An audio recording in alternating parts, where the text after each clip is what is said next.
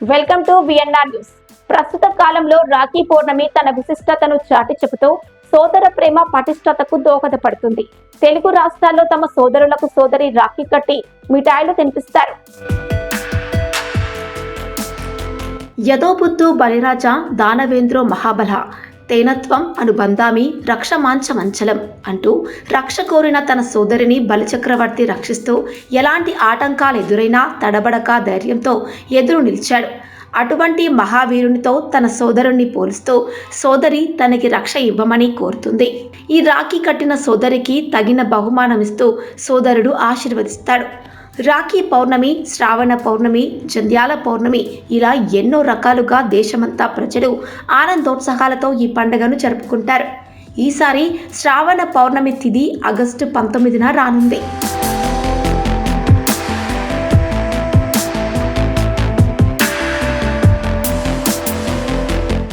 దేవతలు, ప్రకృతి ఆరాధన, ఆత్మీయత, అనురాగ బంధాలు, సకల పూజారాధనలు, కారణాలు, చరిత్రలు ఏవైనప్పటికీ ఉన్మాదం, విచక్షణ లాంటి వెకిలి చేష్టలతో మానవతా విలువలు మంటగలుస్తున్న ప్రస్తుత కాలంలో రాఖీ పౌర్ణమి తన విశిష్టతను చాటి చెబుతూ సోదర ప్రేమ పటిష్టతకు దోహదపడుతుంది. ఏడాదికి వచ్చే ద్వాదశ పౌర్ణమిలో శ్రావణ పౌర్ణమికి చాలా విశిష్టత ఉంది.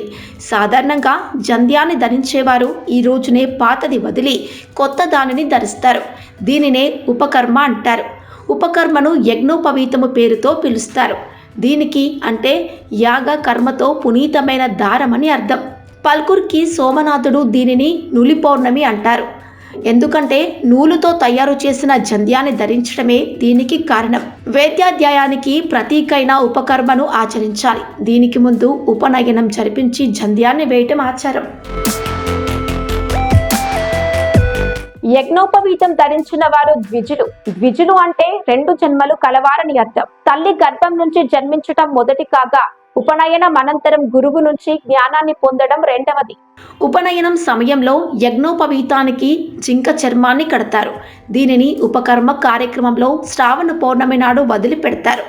ఉపనయనమైన వారు జంధ్యాల పౌర్ణమి రోజు గాయత్రి పూజ చేసి కొత్త యజ్ఞోపవీతాన్ని ధరించి పాతది విసర్జించాలి.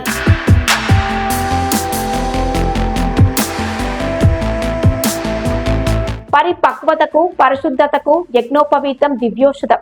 ఇది ఉపనయన సంస్కారం ఉన్నవారికే పరిమితమైన మిగతా వారు కూడా అష్టోత్తరాలతో గాయత్రి దేవికి పూజిస్తే సకల శుభాలు కలుగుతాయి.